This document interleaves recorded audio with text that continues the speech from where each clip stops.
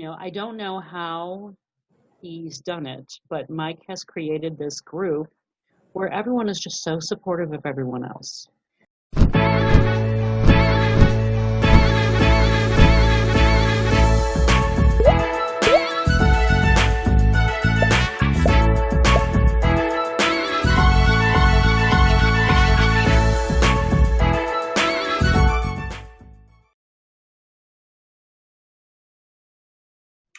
Hey, Delicia Ivins here on behalf of Mike Shreeve and the No Pants Project. And today I have the awesome just opportunity to talk to Miss Jenny Watz. Jenny is a student in the No Pants Project, and she's been rocking it out and making some awesome progress. And so we are super excited to have you on the show. Jenny, thanks for joining us. I'm happy to be here. Thank you. Now, Jenny, where are you joining us from? What part of the U.S. are you in? I am in lovely St. Louis, Missouri.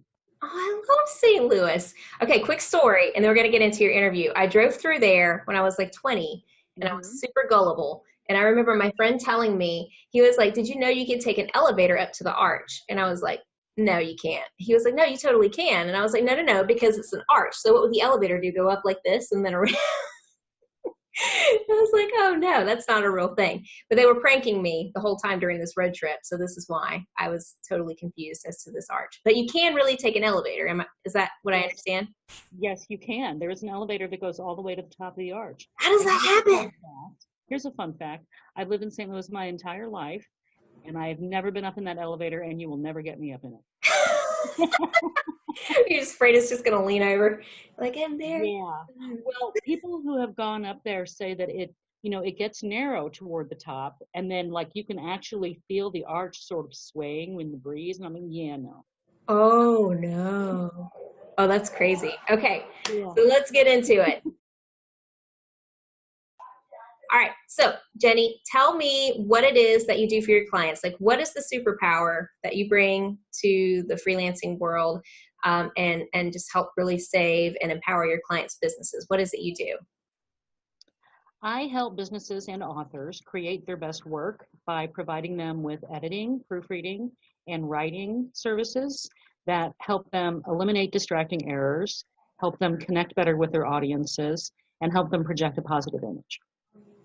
That is awesome. And I totally get exactly like how powerful that can be. I was just looking at a blog piece the other day, and I was reading through it, and it was a great piece. It was a client article interview piece, and it was a terrific piece, but you could tell the client wasn't very clear when they were being interviewed.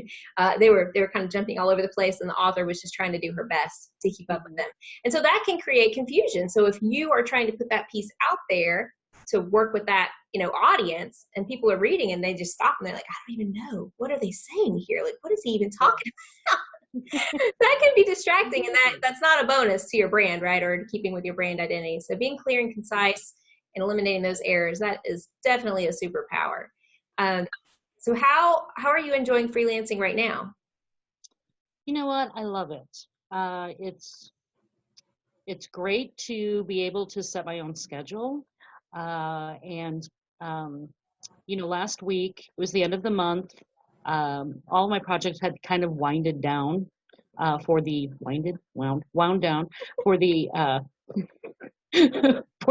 month. So on Thursday, I actually, had a day date with my mom, and we went to the movies and just hung out and did some shopping. And I'm thankful that I'm able to do that while still being able to earn a living. Right, most definitely. Because if you were in a 9-to-5 job, you would not be able to just take time off, without taking like a sick day or a holiday or something like that, to just go have fun with people that you love. That's really cool.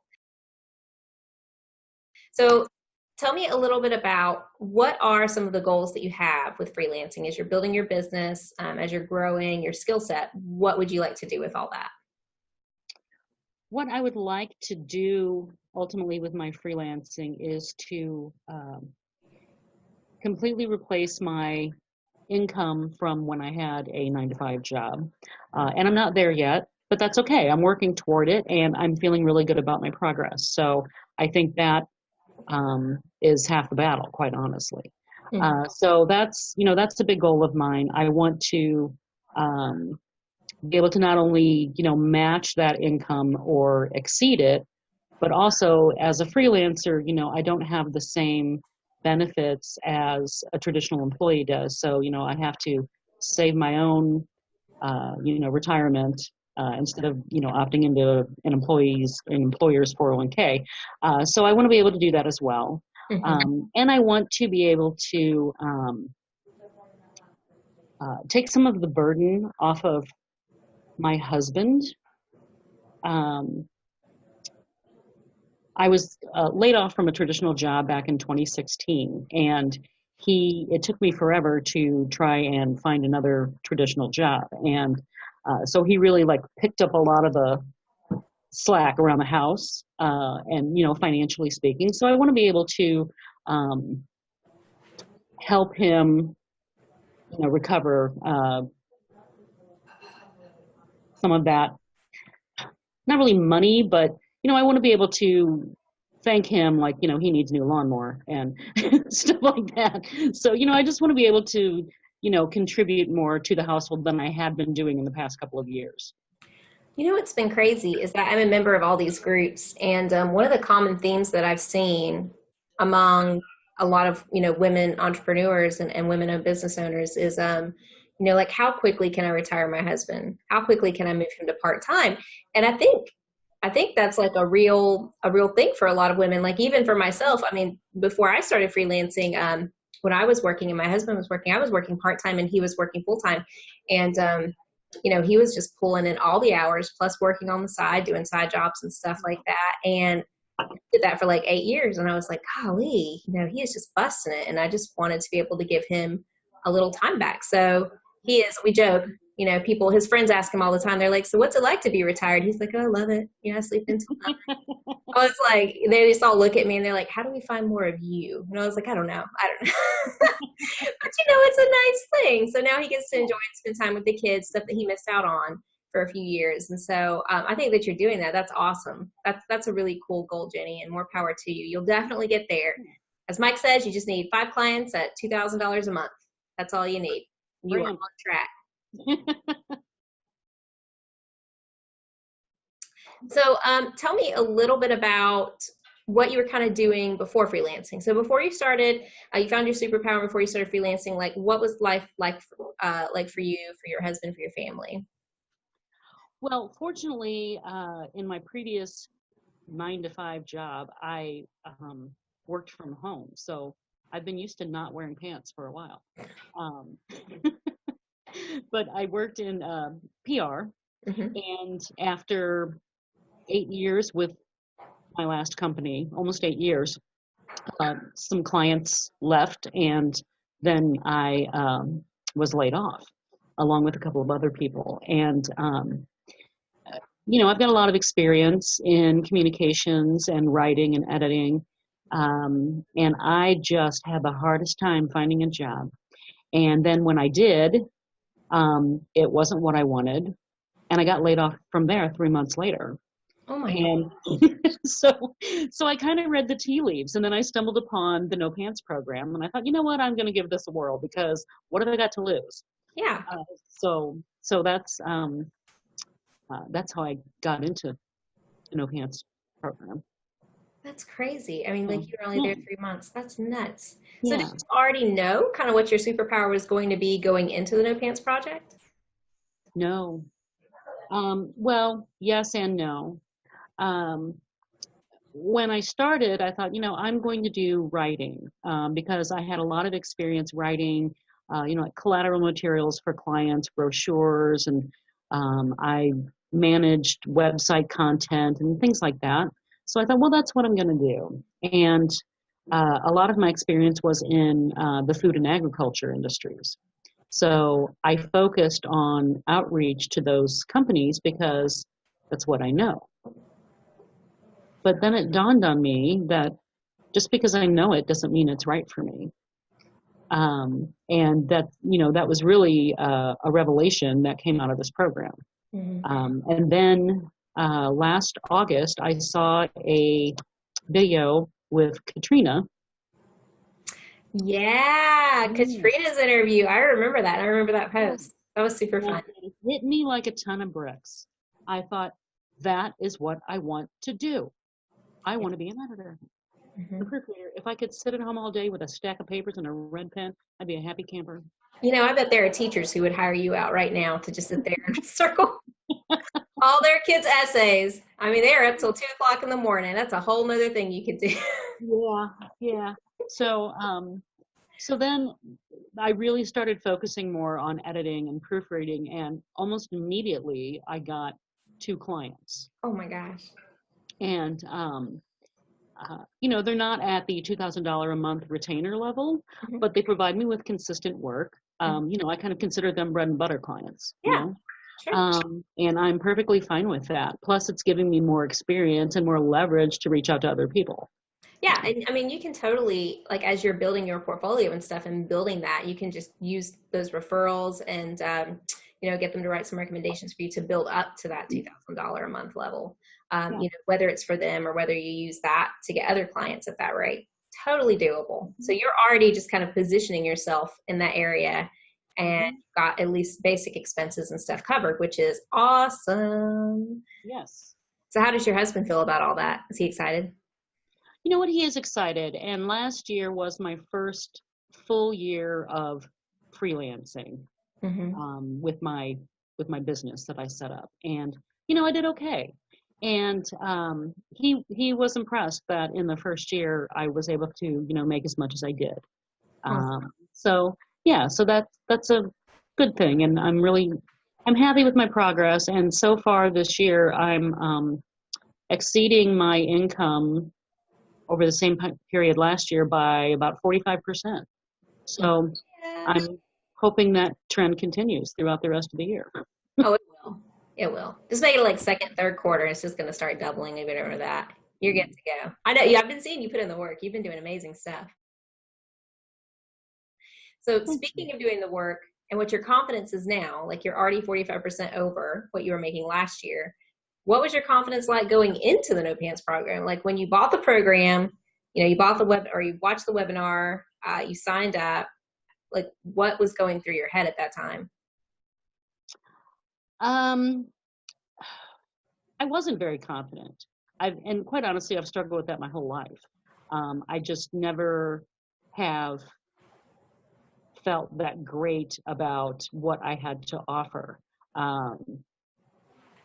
For example, people, and even my husband's like, well, you could spell. I'm like, a lot of people can spell. Who cares? What spelling? Come on. But you would be surprised.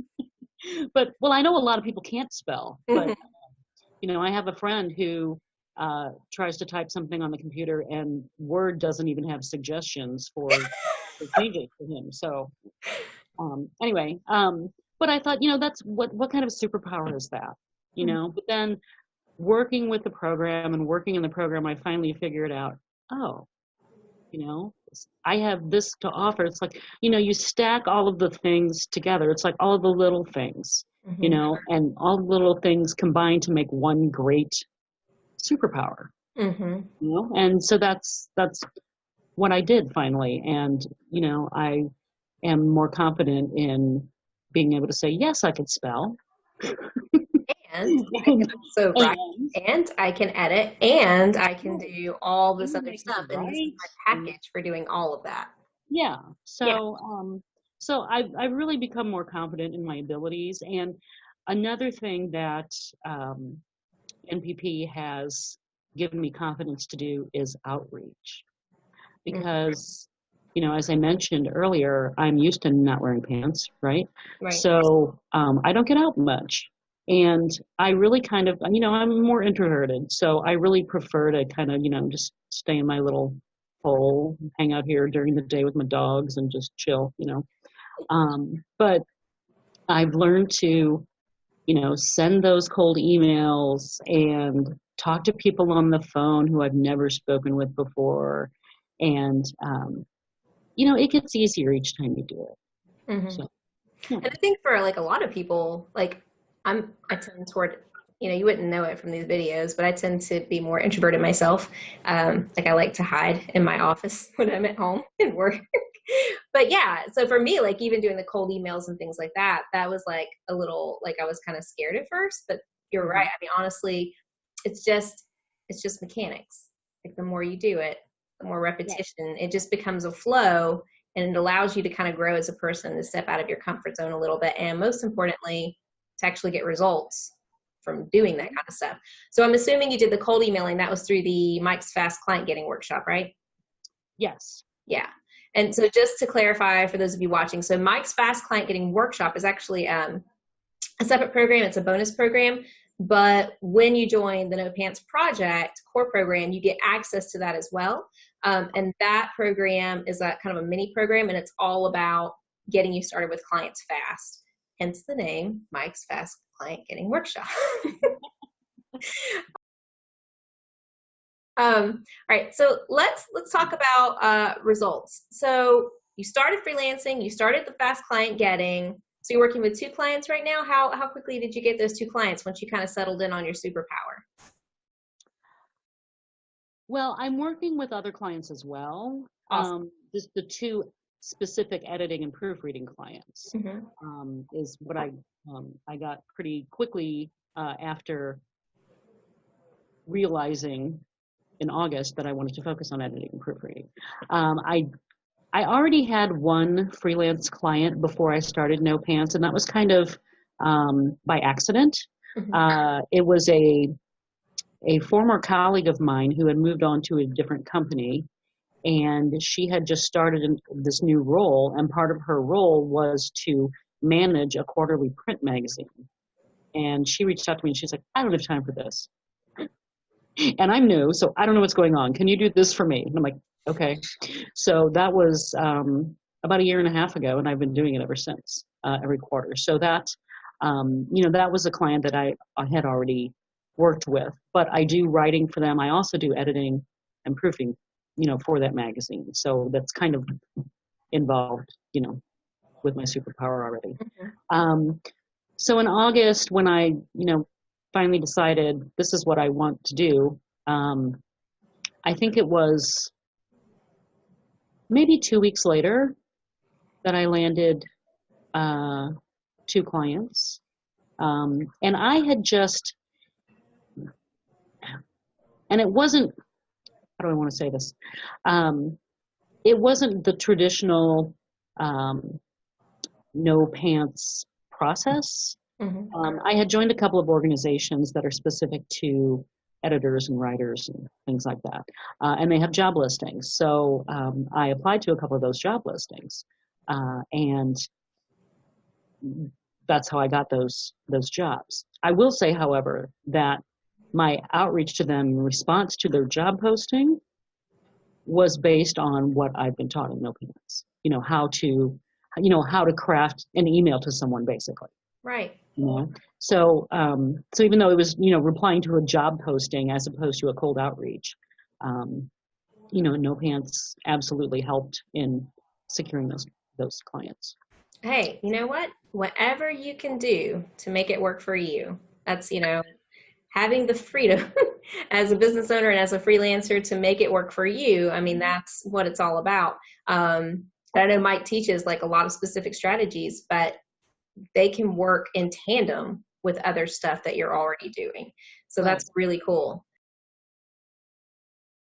So you got 2 clients, like within the first couple of weeks. Did you find that while you were going through the program, was there anywhere, like, during the course of kind of defining your superpower and going through the program, where you felt like you struggled a little bit?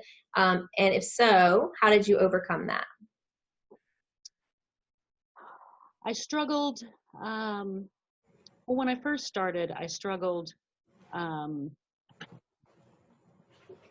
with finding clients. I was doing the fast client getting workshop approach, and I wasn't having a lot of luck in the food and agriculture industries that I was targeting. And I had talked to a few people, but ultimately they, we couldn't make it work for whatever reason. So I was a little frustrated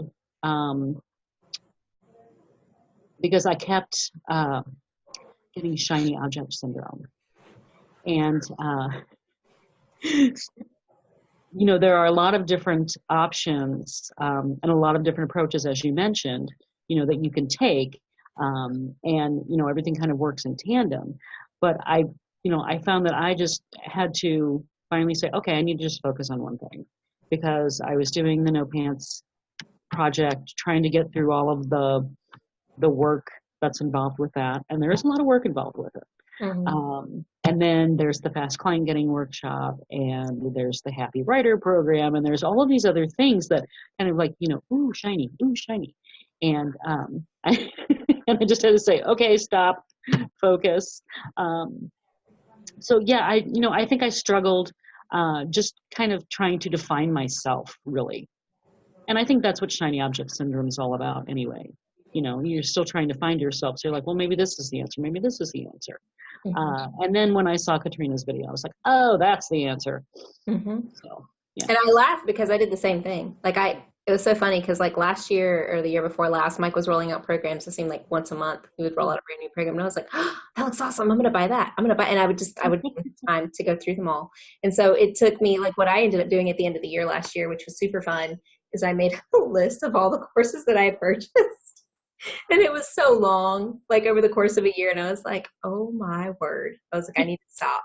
I obviously have an addiction to buying courses. I recognize this about myself. And now I'm going to time block. So I had to pick, like, I'm going to complete this course and give myself this much time to do it before I can't even open this other course until I do. But that helped a lot. So I understand that struggle completely because, you know, you're like, oh, well, in order for me to do this well, I really need to add this other skill onto it. I need to add this other skill onto it. I need to be able to stack these and make them work together. But you got to master one. You know, what is that? It's a focus acronym. It's like focus on one course until success. Yeah. I had to learn that one. So what were like some of your favorite moments working through the program, working through the No Pants project? I have to say that one of the best things about the No Pants project is the community. You know, I don't know how he's done it, but Mike has created this group where everyone is just so supportive of everyone else. No one's catty. No one's trying to steal your clients away from you. You know, none of that happens. And, you know, you can just post something and say, hey, I'm struggling with this. Can somebody help me, you know, work through it? And boom, you know, immediately you get, you know, tons of responses. I just last week talked to someone else in the program who does a lot of ghostwriting. And I had recently been approached by someone to do some ghostwriting. And that's not a superpower of mine yet, but it's gonna be. And so I sent this person a proposal, and you know, I've heard crickets. So I jumped on the phone. I reached out to this other student, and I said, hey, do you have a minute to maybe walk me through this and see if I need to do something different or anything? And he's like, sure. So we just hopped on the phone. We just had a quick call, and it was, you know, it was great. And it, you know, it's just, people are just so helpful. And I had bought a different program after I bought the No Pants Project program. And it was for a different approach using a different social network for connecting with people. And that was, when did I purchase that? Probably about 6-8 months ago. And I have yet to get through the first video because the quality of the video was really poor. And I reached out to their Facebook group to talk to them and say, hey, you know, I'm kind of struggling to get started with this. Does anybody have any, you know, insight or help, you know, to get me started? And I got attacked, basically. People were like, well, if you can't even do that, then you're probably not in the right group. And you know, maybe they're right, but, you know, I just thought, well, maybe you could be a little more supportive. No, so. Don't take any of that stuff, Jenny, because you're rocking it in MPP, but I've seen other groups like that. Like I've done the same thing. Like I joined another group just to look at, you know, the possibility of getting some leads, like 72-hour post style. Yeah, I remember, like, I went in there and the video intro from the lead, whatever, group guru, it was horrible. He was like, if you see people posting about this topic, you go in and report it to the moderators because this is not allowed. I want you to tag team and make sure everybody knows about it. And I was like, oh my gosh, they're vicious. And I jumped out so quick. I was like, no, take me back. Take me back. I don't want to be in there. It's scary. But Facebook groups are crazy. So yeah, I love our community, and I love that it's a safe place. Yeah. So, I think that's really the greatest. I mean, aside from all of the knowledge, which is the main reason, you're going to, purchase this program and try and better yourself and, kickstart your career. It's, that's really the thing that impresses me the most, is just the support and just a sense of camaraderie. The only thing I wish is that, I'm in St. Louis, and so far I can't find any other NPPers in St. Louis. And that kind of is a bummer, because I know there's a few people, that are located in the same area, and they have face-to-face get-togethers once in a while, and I would love that. So if anybody out there in St. Louis is watching, hit me up. There will be. It's coming. So how would you say you feel about your future now that you've kind of gotten some clients in and you're starting to build and, things are starting to come together for you? How's your outlook now? My outlook is pretty good. Like I said, my income is in the first quarter, already exceeding what I did last year in the first quarter. And I hope to continue that trend. I am looking into more ghostwriting services. So I think adding that is really going to help as well. I have one person who reached out to me for that, and he's the one that I can't get to respond to my proposal. It'll come. Well, I'm giving him one more shot. I'm not going to, bug him to death, but I'm giving him one more shot, and then I'm moving on. But I just found someone today who's looking for a ghostwriter, so I'm going to talk to her later this week. And I talked to someone else last week who's looking for help as well. So, I'm already, working on these things. I just need to solidify them. And I think, it'll come. It's just a numbers game. So it is. It's just, if you schedule X amount of calls or X amount of meetings and your close rate is this %, you're going to close 1 or 2 of those a week. That's all it is. Yeah. Totally got it. Yeah. So I'm feeling pretty good. That's awesome. Yeah. So, okay. Since you do proofreading and editing, and that's one of your superpowers, let's give maybe your top favorite 2 or 3 tips for those people out there who maybe write content, or they have somebody else write content for them, but they're not really sure if they're proofing correctly or editing. What would be your tip on maybe an app or a system or a process or a flow that you use in order to get better edits? Well, I think that first of all, it's not perfect, but if you're writing something, double check it with spell check. I mean, it's not that difficult to do, and it'll catch some things, because if you write something and then you're proofing it yourself, it's just the natural tendency that you're going to skip things over because your brain already knows what it's supposed to be saying. So it's going to skip over some of those words. And spell check will help you, kind of find some of those errors. I would also say read it aloud, and that will help you find additional errors. Let someone else look at it. A fresh set of eyes is always a good thing. Grammarly is a good source, but it's not the end all and be all. And I get a little frustrated in some of these Facebook groups where people are like, I need an editor, and people will respond, oh, just use Grammarly or just use spell check. Well, they're not really the same thing, but okay. Yeah. They can't offer developmental suggestions or anything like that. They can't go back and be like, oh, this phrase is weak, you need to restructure it. And exactly. So those are just a couple of things. And I think also just be conscious of verb tenses. Yes. So, if you're writing a sentence, make sure it doesn't start in the present tense and end in the past tense, or, just things like that. I think those few things should help really, get a lot of the errors. At least, if you're like posting a blog post or something, at least it, won't be riddled with typos and things like that if you do this. I agree. Yep.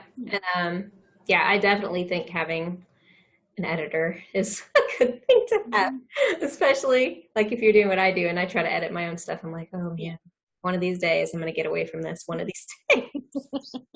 It's coming. Yeah, read it aloud. I know. Yeah, read it aloud, and that that will help. And it also, reading it aloud kind of helps you realize what the flow is, and whether you need to change something because it just doesn't flow well. Right. I agree. So this is a fun one, but this is what I like to call your corner. So in Jenny's corner, Jenny, you went through the program last year, and your ups and downs, and you can speak to shiny object syndrome, as I'm sure a lot of us can. But what would be like some tips that you could give, some words of encouragement to somebody who is trying to get started freelancing, or they're trying to make that move to make freelancing like their full-time gig? What would you like to say to them to help encourage them? Well, I think that they need to just focus. I think focus is the number one thing. I'm not suggesting everyone go out and just quit their job and say, hey, okay, I'm freelancing now. You need to make a plan, and you need to make sure it's financially viable for you to just, but I think, once you make that commitment to freelance, you need to, commit fully. So, I was at first, so I joined the No Pants program, but I was still looking for a full-time job. Oh, yeah. And I'm like, okay, why am I doing this? This is like totally different things. So which am I doing, So I think that, once I finally committed, then I was able to see, a lot of progress and, movement in the right direction toward, full-time freelancing. I agree. Yeah, I definitely think focusing is it's a huge thing, and I think it's something that's hard for a lot of people to do. And so that's definitely a skill set that has to be developed. And thankfully, I learned how to develop it. Well, there you go. Yeah. So what about to anybody who is considering purchasing the No Pants Project or joining the MPP family? What would you say to those guys who are kind of sitting, they're kind of watching the case studies, they're checking out the Facebook page and Twitter and all that stuff, and they're like, I don't know about these people. They seem too good to be true. Well, they're not too good to be true. They're just good. I think I posted something in the group the other day that, there's a lot more talent than discipline in the world, and that's why discipline pays better. Because, people, if you focus and you're disciplined and you make a plan, then it can happen. So I say for people who are sitting on the fence, sign up for one of the webinars. Just watch that and take it to heart and really determine if it's something you think you'll be able to commit to. And if you can, then I think that you'd be losing out if you didn't join, because I've really enjoyed the growth that I've seen, both personally and professionally, as a result of the No Pants Project. And I think it's great, and I think people should sign up for it if they haven't already. I agree, but I am a little biased. Yeah, me too, I guess. I do love it. I do love it so much. Well, Jenny, I want to say thank you so much from St. Louis. I really appreciate you taking time out of your schedule to hang out with us and tell us a little bit about your freelancing journey. And please, please, please keep posting your questions and your wins and your comments and all that stuff in the Facebook group, because we love seeing those. And, we love supporting you in any way we can. And, if there's any way that I can help you, just feel free to tag me. I'm in there 5 days a week, sometimes 6, sometimes.